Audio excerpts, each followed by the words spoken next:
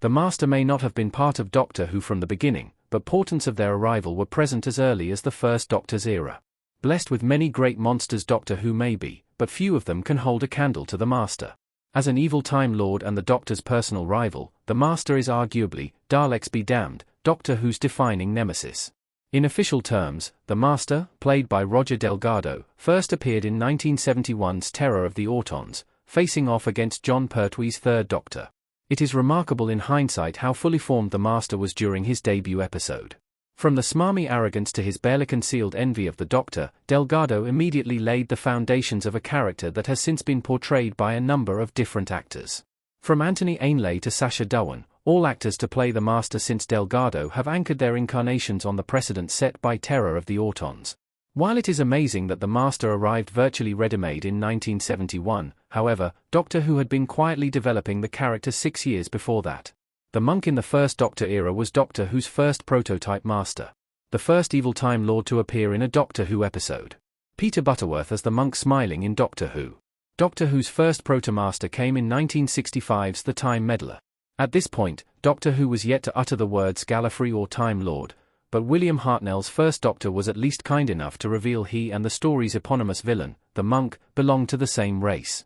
Played by Peter Butterworth, the monk also piloted his own TARDIS and lacked the trademark good manners Doctor Who's titular hero was renowned for, immediately marking him out as an evil mirror of the Doctor himself. That premise, two aliens of the same species leaving their home planet, one good, one bad, would later become a vital strand in the Master's DNA, and the similarities went further still.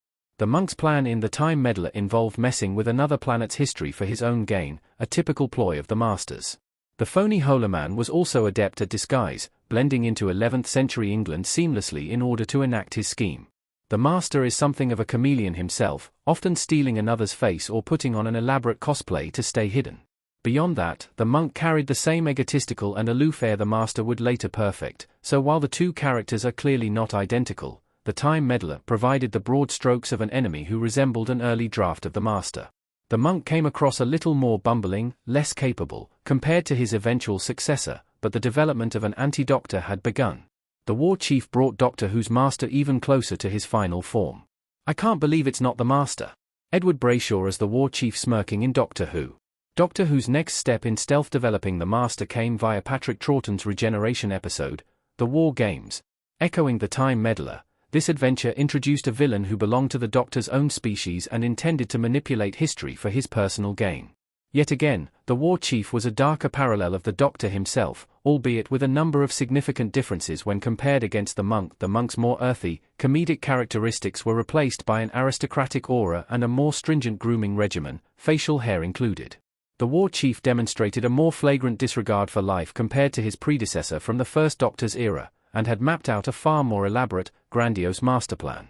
The arrival of the Time Lords also revealed how both the Doctor and the War Chief were viewed by their kind as embarrassing rogues bringing shame upon Gallifrey.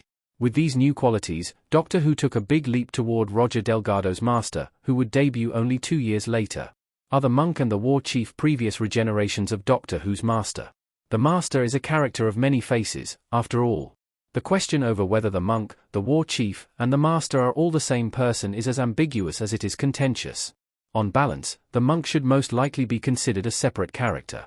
Some pieces of wider Doctor Who media, the book The Master, CIA file extracts, for example, list the Monk as a regeneration of the Master, but releases mostly take the opposite stance, and the Monk has appeared across a selection of audio stories and published works as an individual character. The War Chief, on the other hand, is more likely a pre-Delgado regeneration.